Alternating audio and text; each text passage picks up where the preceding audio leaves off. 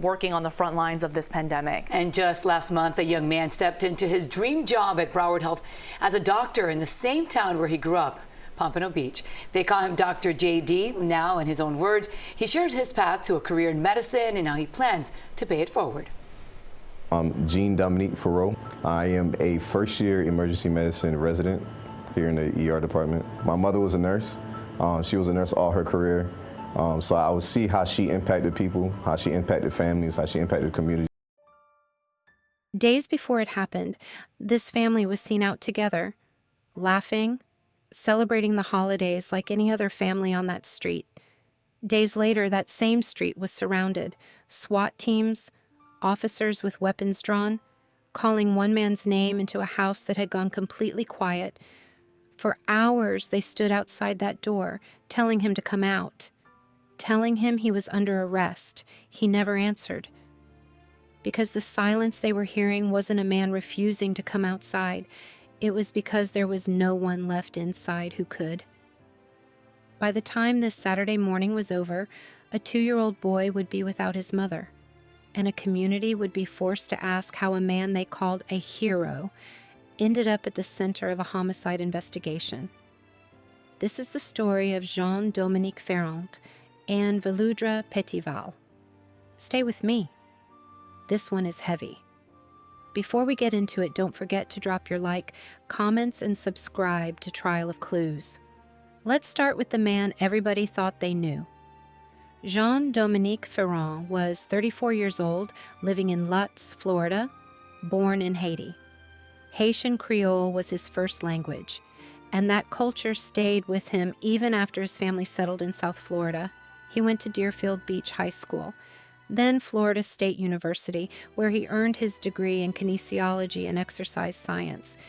And he didn't just attend FSU, he was active there. A record keeper for his fraternity, Omega Psi Phi, their health initiatives chair. He trained for breast cancer research. He mentored young people through programs built to keep kids on track. He personally counseled hundreds of incoming students as a life coach. This was a man investing in people long before he ever put on a white coat. Then came medical school, then a medical residency in emergency medicine. He became, by every visible measure, exactly what his community had been rooting for. A first-generation Haitian-American doctor, back home, treating the same people he grew up around, speaking their language, understanding their struggle because he'd lived it. If you looked him up online, you'd see a success story. Full stop. Nothing about his profile would make you think twice. Now let's talk about Veloudra. Veloudra Petit-Val was 38, based in Pompano Beach. And where Jean-Dominique's story reads like a resume of achievements, Veloudra's story reads like a woman who showed up for people every single day for over 15 years. She worked in healthcare and dental administration. She understood insurance claims, billing, compliance, the parts of healthcare that never get any credit, but that keep the whole system running. At the time everything happened, she was working with an OB/GYN office and going back to school, still building, still growing, 15 years into her career, and still not done leveling up. But if you ask the people who actually knew her, they will not lead with her job title. They will tell you how she made people feel. Warm, present, generous with her time and her love. And most of all, she was a mother. 2 sons, Jalen, her oldest, and her youngest, just 2 years old, the son she shared with Jean-Dominique. By every account from the people around her, those boys were her world. So here's what you need to hold in your mind.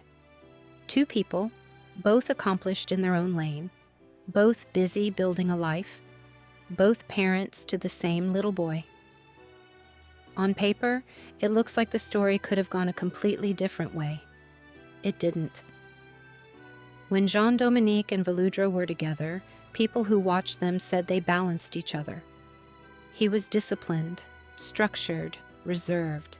She was warm, expressive, all heart. For a while, by every account, that balance worked. But by the time this story turns tragic, they had not been together as a couple for about 2 years. What they still shared was a son. And what came with that son was a court system, a custody arrangement, and a fight that had already required a judge to step in. There was an active child support case between them, and on top of that, a temporary injunction, filed over concerns that their son could be taken out of the county, maybe even out of the state entirely. That injunction was reportedly tied to claims that Veloudra had threatened to relocate with their boy.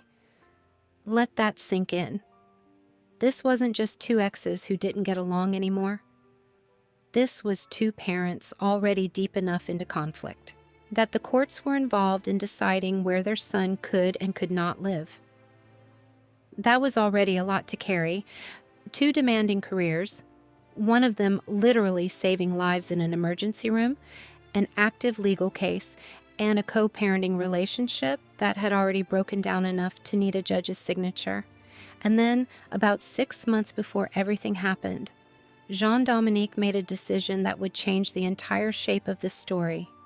He moved Veloudra into his home. Saw him, the kids, on paper, there was a logical reason for it. He'd been paying rent on 2 households for 2 years.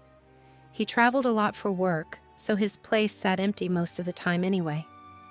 Combining households under one roof made financial sense.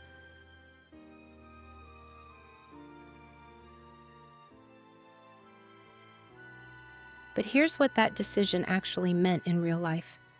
Two people who were not back together, who were in active legal conflict over their son, who were both still living separate personal lives and reportedly seeing other people, now sharing the same walls, the same hallways, the same kitchen. This wasn't a reconciliation. There was no fresh start here. This was proximity without resolution. Unresolved history, compressed into one address, in a situation that had already required a judge to get involved once before. And people close to the situation, people who said they knew both of them, described a relationship that had seen real friction on both sides, long before that Saturday morning as ever came. The tension that already existed under two separate roofs did not go away when it became one roof. It just got closer. It was early. A Saturday morning? The kind of morning most of that neighborhood was probably still asleep for. And then came the calls. Shots fired. Inside a unit on Acadian Trail in the Paloma Lakes neighborhood of Coconut Creek. Coconut Creek police showed up fast. And what they found waiting for them was not a normal call. This became a full SWAT response. Officers took positions around that unit, guns raised, and then they did what protocol tells them to do. They started calling out Jean-Dominique's name, over and over. Come outside, you're under arrest. One neighbor put it plainly. Police were just calling his name, asking him to walk out, telling him he was under arrest for what felt like hours. Hours. Think about that. An entire police perimeter, an entire neighborhood on edge, all of it built around the assumption that a man was inside that home, alive, choosing not to answer. He wasn't choosing anything. Because by the time officers arrived, Jean-Dominique Foureau and Veloudra Petit-Val were both already gone. The officers didn't know that. They stood outside a silence they could not explain, holding a perimeter around a home that had already told them everything. If only they'd known how to read it. Eventually, SWAT made entry. And what they found inside confirmed the worst version of what that silence had been hiding. Here's what the physical evidence told investigators. There was no forced entry. Nothing in that home had been stolen. Read that again. No forced entry. Nothing missing. This tells you something critical right off the bat. This was not a robbery. This was not some stranger breaking in. Everyone inside that home had been there because they wanted to be there, or at the very least because they belonged there. What the evidence also showed was a confrontation, and not a slow one, a fast one, an escalation that happened in a short window of time, inside a home both of them had every right to be in. In the days after the response, investigators documented the aftermath. Shell casings on the ground, some from the flashbangs used during the SWAT entry itself. A front glass door completely shattered, walls marked with bullet holes. The picture that evidence painted was not subtle. With no surviving witnesses inside that unit, investigators had to build this case from the outside in. Phone records, communications between the two of them, statements from family, from friends, from people who knew this relationship up close over the years. All of it stacked against the physical evidence the home itself had left behind. And when the investigation reached its conclusion, the finding was clear.